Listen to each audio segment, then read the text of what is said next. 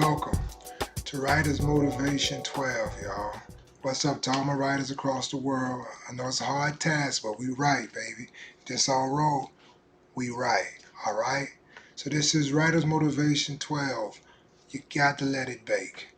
If you got a chapter, if you got a novel, if you got an essay, sometimes after you write it, your mind gets dull. You read it over and over and over and over from the proofreading. You got to sit it down. Then you got to come back and pick it up. Then you got to sit it down again and pick it back up. I call that baking. You got to let it matriculate. To let it matriculate the right way, you got to let it bake. And baking is just sitting back and being patient, knowing when to put it down, when to pick it back up and read it. Because when you're putting it down and stepping away from it for like a month, or might be even 2 months, and you come back, your mind is fresher because you're not proofreading it over and over and over again. So you come back with a fresher mind.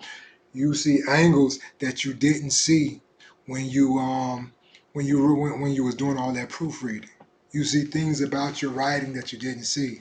So it's a good thing to let it bake, let it grow on its own, just like a cake. You got to let it bake, and you got to let it bake slow.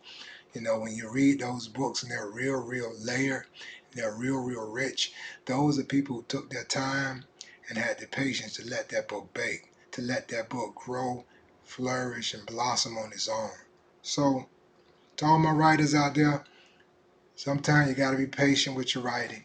You got to know how to put that pen down, sit that chapter aside, sit that novel aside, and then come back and pick it up a month later and read on it again. Sit it back down again, then pick it back up. Letting it bake real nice and slow. Let it get that real richness to it. Rich and soft, just like a cake.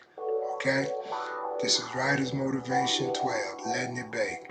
Shout out to all my writers across the world. Keep writing, baby. This is our road. This is our road. This is the infamous Cola Run.